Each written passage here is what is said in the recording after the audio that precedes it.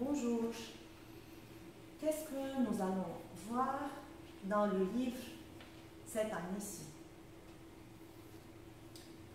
Notre livre s'intitule « Sciences de la vie ». Alors, il parle de deux parties essentielles, deux grands titres essentiels. Tout d'abord, la première partie, c'est de la botanique. La botanique, c'est-à-dire les plantes vertes. Et la deuxième partie qu'on va voir, c'est la communication nerveuse et hormonale.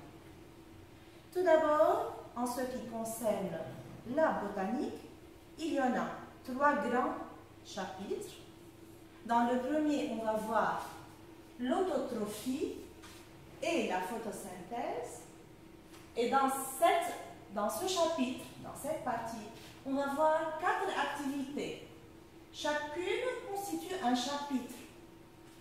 Tout d'abord, on va voir la signification de l'autotrophie, la photosynthèse, le chloroplaste et finalement les échanges gazeux photosynthèse.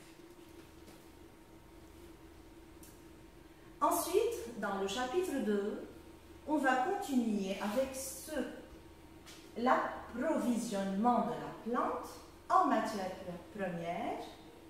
Et aussi, ce chapitre contient 4 grandes activités. Tout d'abord, on va voir l'absorption de l'eau et des ions minéraux. Dans la deuxième activité, la circulation et l'ascension de la sève brute. Et aussi, on va savoir c'est quoi la sève brute. Dans la troisième partie, c'est le xylème. Et enfin, l'estomac. Et la dernière partie concerne le devenir des produits de la photosynthèse.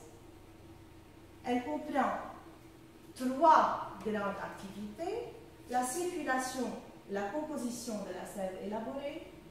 La deuxième activité parle du phloème. Et enfin, le devenir des substances synthétisées.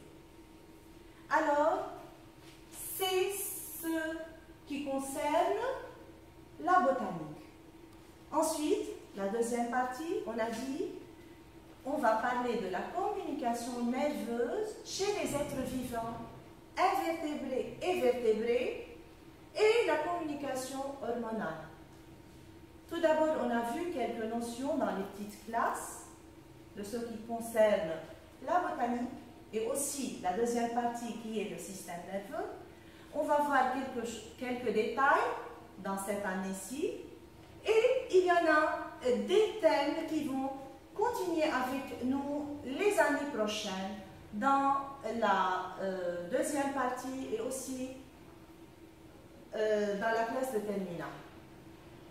C'est pourquoi on va débuter par la partie de botanique, car on ne va pas la voir après, et à la fin de l'année, ou bien à la moitié de l'année, on va commencer le système nerveux qu'on va voir après. Ainsi, le premier chapitre qui est autotrophie et photosynthèse, on va voir c'est quoi l'autotrophie.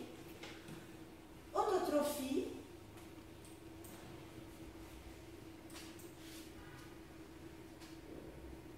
c'est-à-dire, comme le nom l'indique, auto, c'est soi, trophe, c'est nourriture. Alors, autotrophie, c'est-à-dire lorsque les plantes qui sont vertes, qu'on appelle les plantes chlorophylliennes, elles vont fabriquer leur nourriture par eux-mêmes, le soir, eux-mêmes.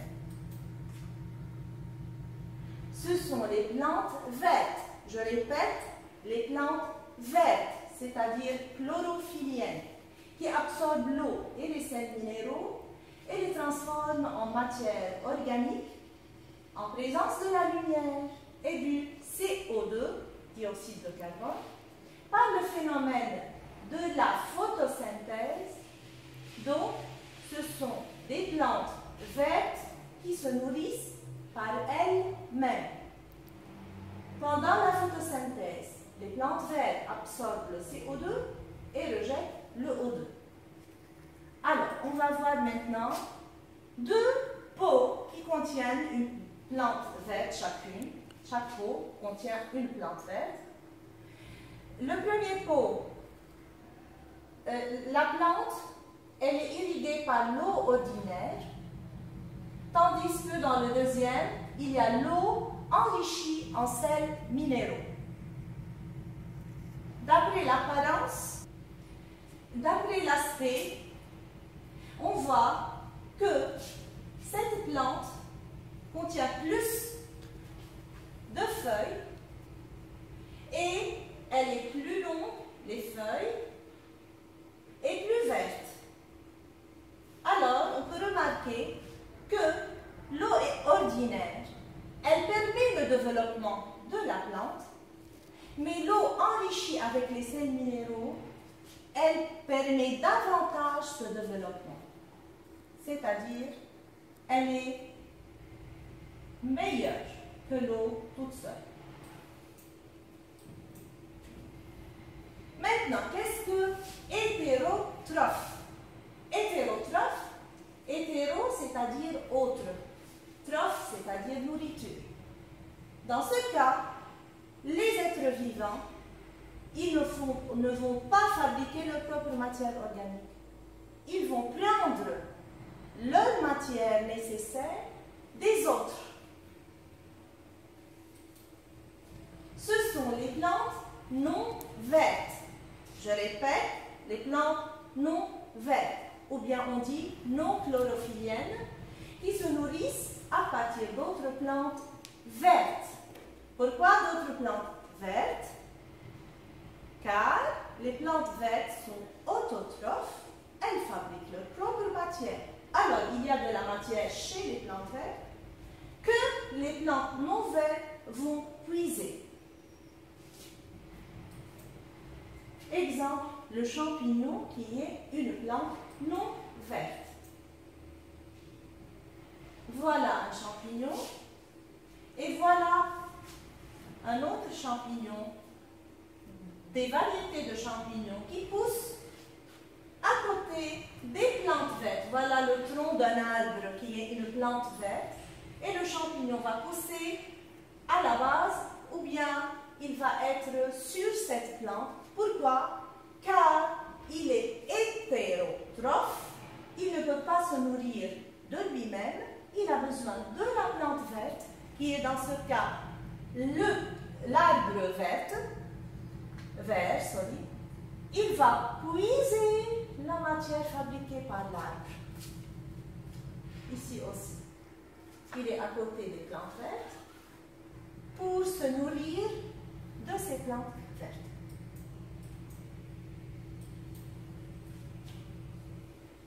Maintenant, on va faire l'activité dans le livre.